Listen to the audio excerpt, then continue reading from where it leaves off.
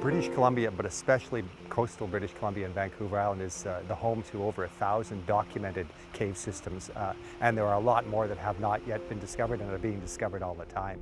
They are acknowledged as the most fragile of ecosystems in the world. They are the most vulnerable to outside damage.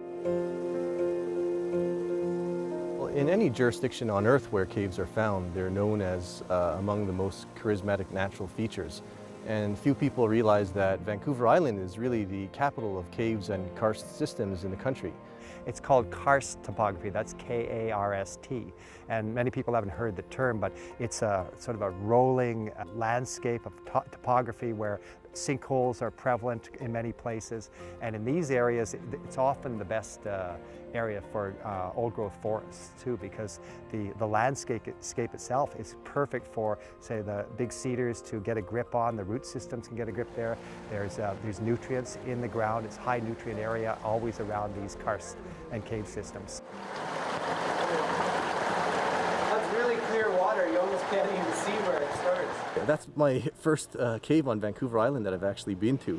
I've been to the caves in other parts of the world, but to know that we've got these extensive networks in large parts of Vancouver Island it's news to me as well. It's something that's very exciting, and I certainly want to come back and explore more. So these limestone caves are water systems. They're born of water. They're created by water seeping through over the millennia, dissolving the limestone and creating these incredible voids under the ground, and all the life that goes with it.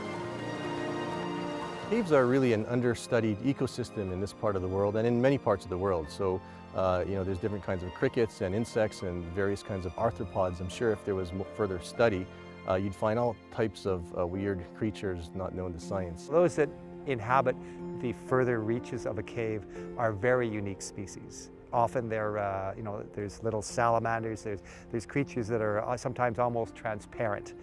There's no pigment to the skin because there's no light. There's no need for pigment. Yeah, it sort of curves to the left. Lots of great caving, especially up here in the Cowichan Valley. I love exploring, being up here. For sure, lots of caves to get into. They are also economic generators here on Vancouver Island. The Horn Lake Caves is a huge attraction for tourism, so it's part of the economy of this province and this island. So there's a good business case to be made for making sure that adequate protections are in place also. I just love getting out and exploring creation, seeing something different that you don't see every day. There's risk in all these types of outdoor activities, and we do our best to mitigate those risks. The limestone caves out here, there's different variety. A lot of what I do is just horizontal caving. Don't get into too much vertical stuff, but it's a lot of fun.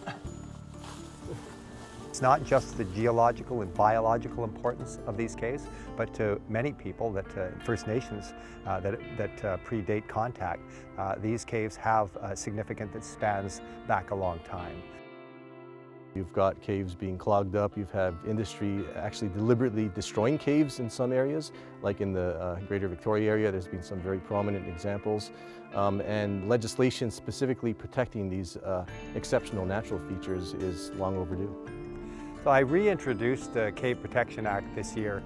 I actually introduced it first in British Columbia in the legislature 6 years ago. And I had all the support of the scientists in the province to bring in some robust legislation that would make sure that caves and cave systems would not be damaged, like the rest of the world has done. And despite the fact that science in British Columbia was on my side, the Liberal government refused to bring it forward, even for debate. So I regrouped and I have reintroduced the bill as a nonpartisan bill in the legislature. This is about science and being informed by science. And this time I had the scientists from all around the world, the international community, specifically supporting this Cave Protection Act in British Columbia. I'm sure a whole treasure trove of biodiversity to be found with further research. And certainly these are sensitive systems. So any move for a Cave Protection Act that would protect caves from degradation, significant degradation by individuals or corporations, is a welcome step forward. I hope his bill succeeds.